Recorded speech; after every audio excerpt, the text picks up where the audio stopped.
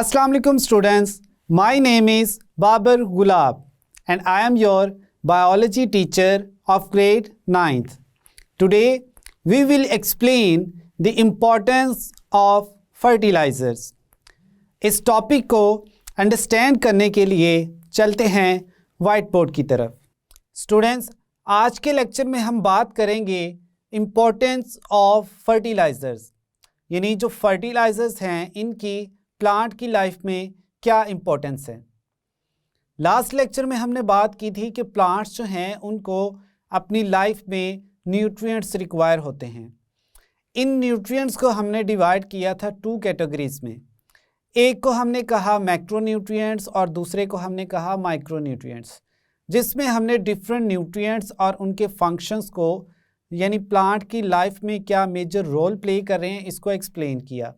हमने एग्जांपल्स दी, carbon, hydrogen, oxygen, nitrogen, magnesium, ये सारे के सारे जो थे ये क्या थे? न्यूट्रिएंट्स थे। अब समटाइम्स ऐसा होता है कि ये न्यूट्रिएंट्स जो हैं सॉइल में प्रॉपर या ऑप्टिमम अमाउंट में प्रेजेंट नहीं होते। तो इस सूरत में जो फार्मर्स हैं वो क्या करते हैं, वो फर्टिलाइजर्स को यूज़ करते हैं। हमने नाइट्रोजन की इम्पोर्टेंस में देखा था कि नाइट्रोजन जो है वो प्लांट्स में डिफरेंट स्ट्रक्चर्स बनाने में हेल्प आउट करती है। लाइक हमने बात की थी इंजाइम्स की, प्रोटीन्स की, क्लोरोफिल की। तो इन सब की सिंथेसिस में जो नाइट्रोजन है वो इम्पॉर्टेंट रोल प्ले करती है। फर्दर स्टूडेंट्स, हमने बात की थी मैग्नीशियम की। हमने कहा मैग्नीशियम जो है वो सेंट्रल एटम है क्लोरोफिल का, और क्लोरोफिल के स्ट्रक्चर को बनाने के लिए क्या रिक्वायर है? मैग्नीशियम। अगर मैग्नीशियम नहीं होगी तो उसके बाद क्या होगा? क्लोरोफिल नहीं बन सकेगा। क्लोरोफिल प्रेजेंट नहीं होगा तो सनलाइट जो है वो मैक्सिमम अमाउंट में एब्जॉर्ब नहीं हो सकेगी। तो जब सनलाइट एब्जॉर्ब नहीं होगी तो प्लांट्स में फोटोसिंथेसिस का जो प्रोसेस है वो भी सक्सेसफुल नहीं होगा, एंड अल्टीमेटली प्लांट्स में जो फूड है वो प्रिपेयर नहीं होगी। फूड नहीं प्रिपेयर होगी तो प्लांट्स को जो एनर्जी है अपनी ग्रोथ के लिए, रिप्रोडक्शन के लिए, सारे के सारे मैकेनिज़म्स को रन करने के लिए वो अवेलेबल नहीं होगी। तो फाइनली प्लांट जो है उसकी क्या हो जाएगी? विल्टिंग हो जाएगी, या उसकी ग्रोथ जो है वो रुक जाएगी। अब हम देखते हैं कि फर्टिलाइजर्स क्या हैं। फर्टिलाइजर्स के बारे में हम कहते हैं ये मटीरियल्स हैं या सब्सटेंसेस हैं जो कि इंक्रीज़ करते हैं प्लांट्स की ग्रोथ को विद डिज़ायरेबल कैरेक्टर्स। स्टूडेंट्स, हम कहते हैं कि जो फर्टिलाइजर्स हैं इनको हम ऐड करते हैं किसमें? सॉइल में। Now what are desirable characters? वो कैरेक्टर्स जो हम चाहते हैं कि एक प्लांट जो है प्रोड्यूस करे। लाइक हम इसमें देखते हैं कि हमारी डिज़ायर के अकॉर्डिंग जो फ्रूट्स हैं उनकी प्रोडक्शन हो, कलरफुल फ्लावर्स हो,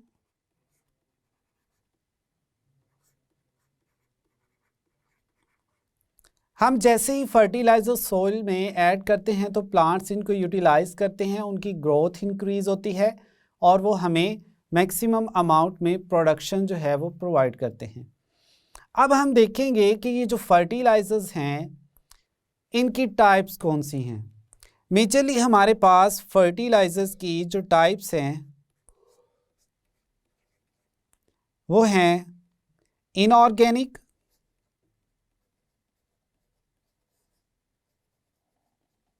और दूसरी है हमारे पास ऑर्गेनिक फर्टिलाइजर्स। अब इनऑर्गेनिक और ऑर्गेनिक फर्टिलाइजर्स में कौन कौन से डिफरेंसेस हैं, इनकी कैरेक्टरिस्टिक्स क्या हैं, इनको हम वन बाय वन एक्सप्लेन करते हैं। सबसे पहले हम बात करते हैं इनऑर्गेनिक फर्टिलाइजर्स की।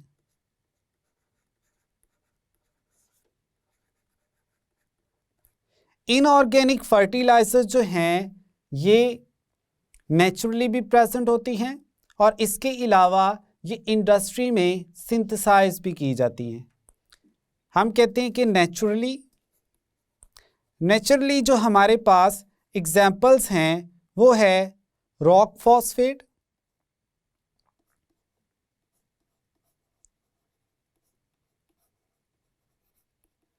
दूसरी हमारे पास एग्जाम्पल है एलिमेंटल सल्फर।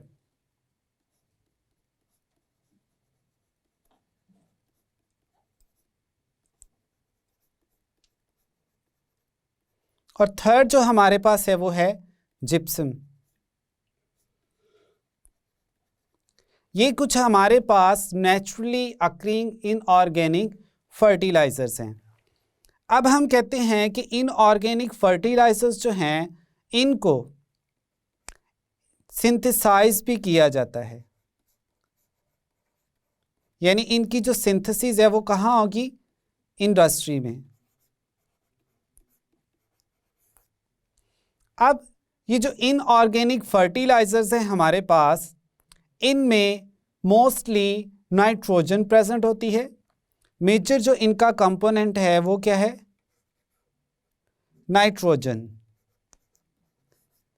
अब नाइट्रोजन का हम देखते हैं कि अगर इनऑर्गेनिक फर्टिलाइजर्स में नाइट्रोजन प्रेजेंट है तो ये नाइट्रोजन प्लांट्स की ग्रोथ को कैसे प्रमोट करती है?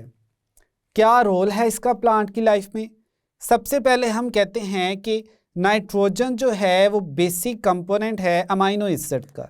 अब अमाइनो एसिड की अगर स्ट्रक्चर को देखा जाए तो सेंटर में एक कार्बन प्रेजेंट होती है और इसके साथ 4 डिफरेंट जो हैं वो मॉलिक्यूल्स या एटम्स अटैच होते हैं, 4 डिफरेंट कैटेगरीज के। एक इसके साथ अटैच होता है कार्बोक्सिलिक एसिड, दूसरा इसके साथ अटैच होता है आर को हम कहते हैं अल्काइल ग्रुप।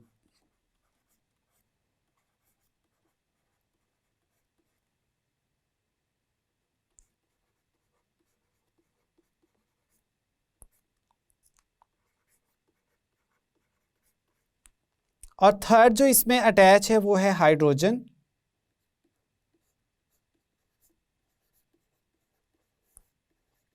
और फोर्थ है इसमें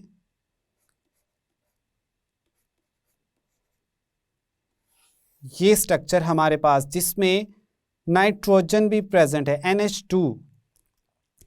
अब इसमें हम इसको कहते हैं अमाइन ग्रुप।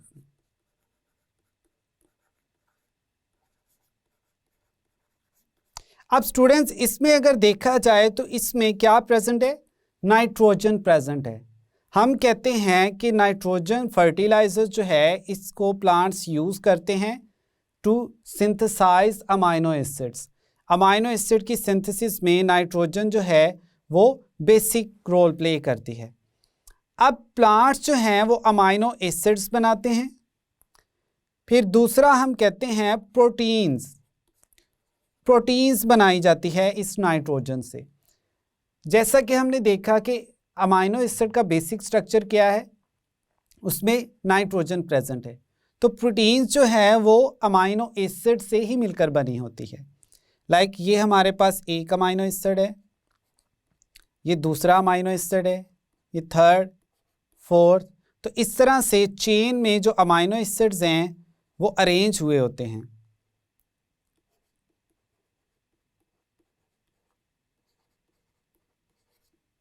तो इसको हम कहते हैं कि प्रोटीन का जो स्ट्रक्चर है वो अमाइनो एसिड से मिलकर बनता है।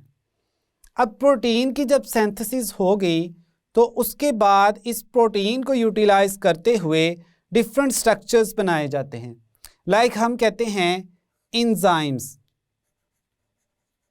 स्टूडेंट्स आप इंजाइम्स के बारे में पढ़ चुके हैं कि इंजाइम्स जो हैं वो क्या हैं? ग्लोबुलर प्रोटीन्स हैं।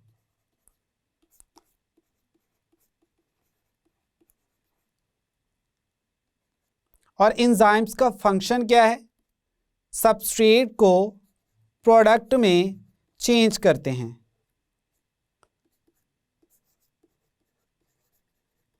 तो अगर नाइट्रोजन प्रेजेंट होगी तो ही इंजाइम्स बनेंगे। इंजाइम्स बनेंगे तो प्लांट्स में जो डिफरेंट मैकेनिज्म्स हैं लाइक फोटोसिंथेसिस, सेलुलर रेस्पिरेशन, ये फिनोमिनास भी होंगे।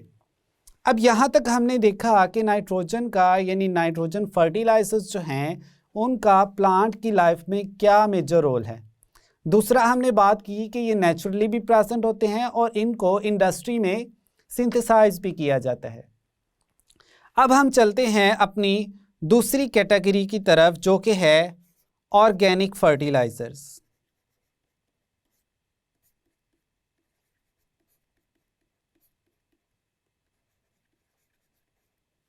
ऑर्गेनिक फर्टिलाइजर्स जो हैं ये एसोसिएटेड हैं with plants or animal resources.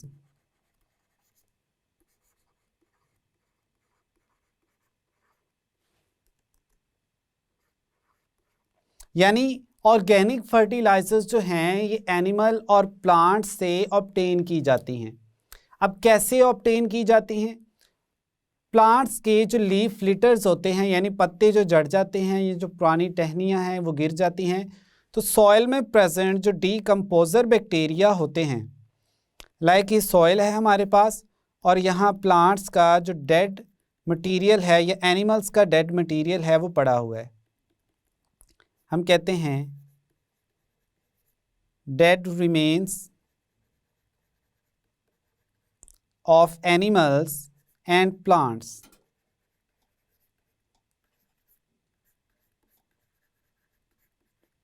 अब इनको यहाँ पर स्पेशलाइज्ड डीकम्पोजर बैक्टीरिया जो हैं वो ब्रेक करेंगे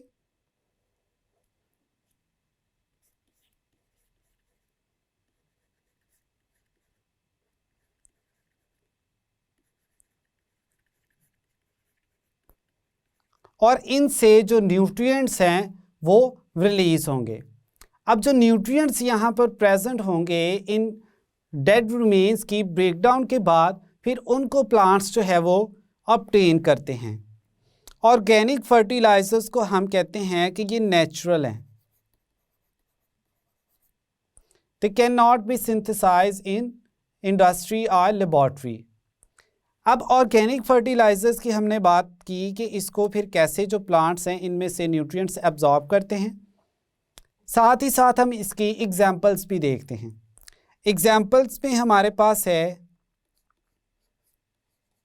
मैन्योर। अब ये मैन्योर क्या है?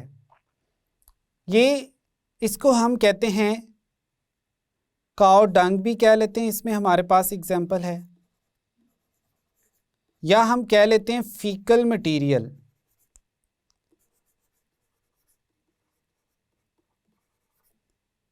Of animals.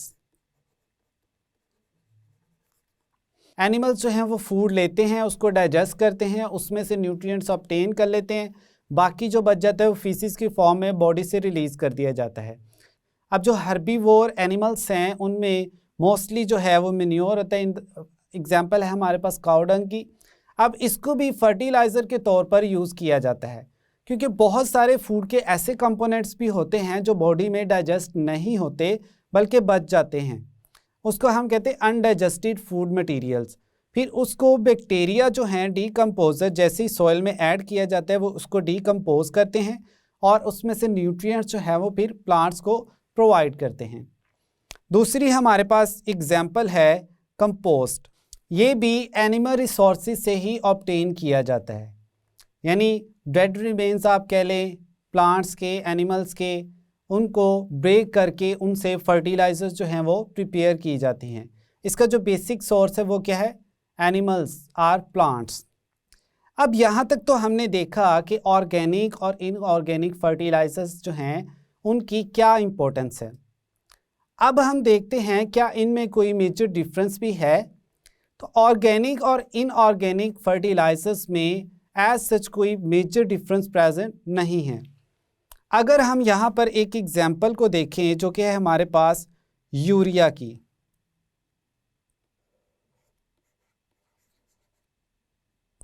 अब ये जो यूरिया है ये नेचुरली भी प्रेजेंट होता है, इसके अलावा अगर ये इसको हम सिंथेसाइज कर ले इंडस्ट्री में,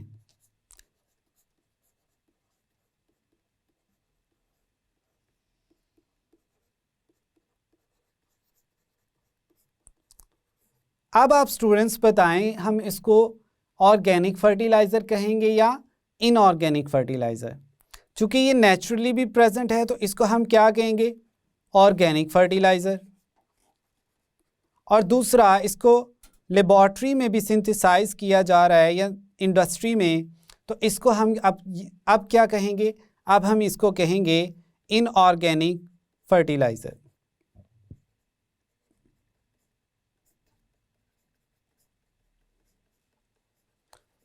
तो इस वजह से हमारे पास जो ऑर्गेनिक और इनऑर्गेनिक फर्टिलाइजर्स हैं इनमें डिफरेंस करना डिफ़िकल्ट है। अब एक और पॉइंट है हमारे पास, वो है ऑर्गेनिक और इनऑर्गेनिक फर्टिलाइजर्स की सॉइल में प्रेजेंट वाटर में सॉल्युबिलिटी, कि कौन सी जो फर्टिलाइजर्स हैं वो वाटर में जल्दी डिज़ोल्व हो जाती हैं और कौन सी जो हैं वो नहीं होती।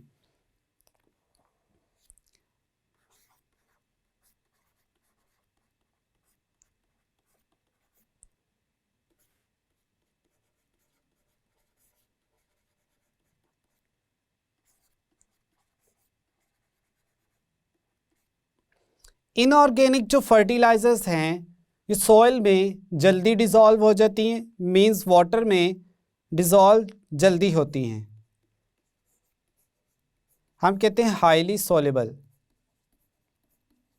जबकि ऑर्गेनिक फर्टिलाइजर्स जो हैं वो टाइम कंज्यूमिंग है, ज़्यादा टाइम लेती हैं सॉल्युबल होने में, हम कहते हैं नॉट हाईली सॉल्युबल।